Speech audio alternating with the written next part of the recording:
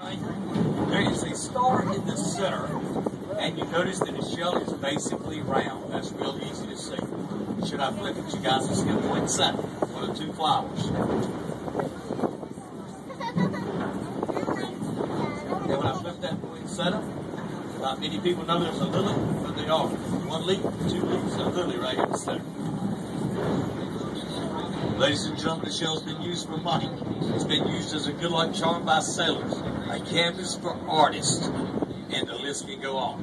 It has been said by the Christians to be holy. It has been said by the sailors to be an instrument we use for good luck. The two come together for one great little story, and it goes something like this. Folks have said the most important belief in a Christian's life is to have something they feel like will last forever, eternal, if you will. It's like the shape of the shell.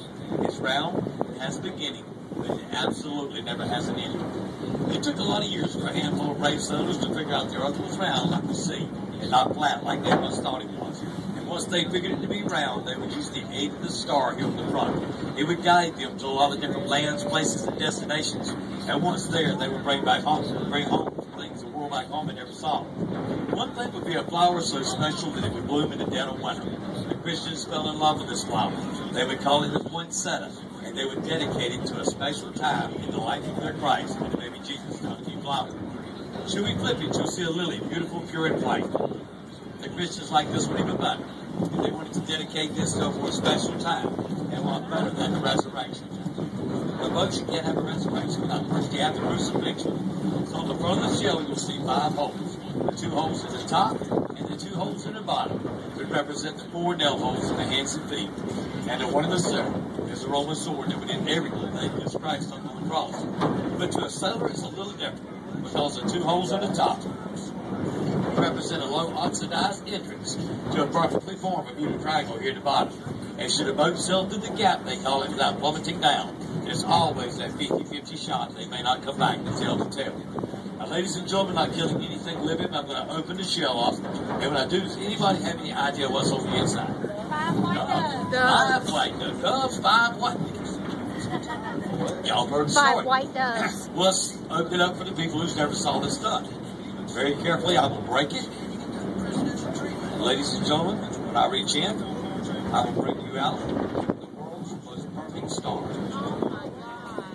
That star is perfect in every way. There's not a flaw in it anywhere. And they can't be because there would be no flaws in the Star of Bethlehem that would lead the wise men to the manger. Just like these ladies said. There is a bird out here, and it's a bird of love, and it's a bird of peace. It's also a bird of direction. If a sailor sees it, you follow it. It is a definite. It will always lead you back to land. It's a bird that's been used for the Vatican, for magic shows, and from magic shows to matrimony. It seems anywhere that love and peace has been, somewhere a dove has really played a vital role. Now let's suppose we go one step farther and we break down our star. From that star come the 5 tiny little white doves.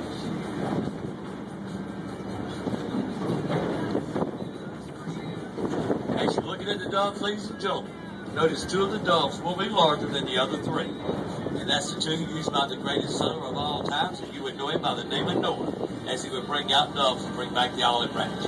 Those other 3, well, that's the offspring of those first 2. They've been guiding sailors in safely and creating love and peace ever since Noah put that first pair on the ark. Ladies and gentlemen, I don't think the dolphin show got a whole lot better. And I'm hoping you learned a little bit about a shrimp boat, how a shrimp boat works.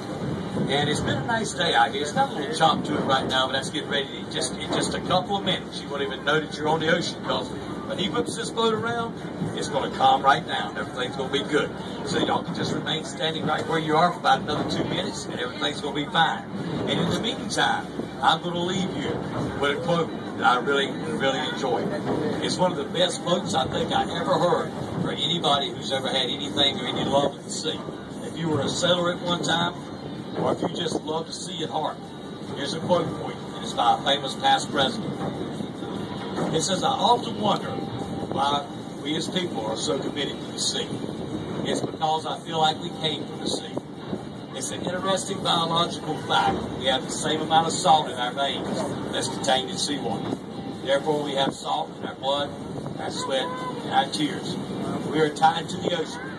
It doesn't matter if you come to sell it, to go fishing, or just sit back and watch. We're all coming back from whence we came. That's Mr. John F. Kennedy.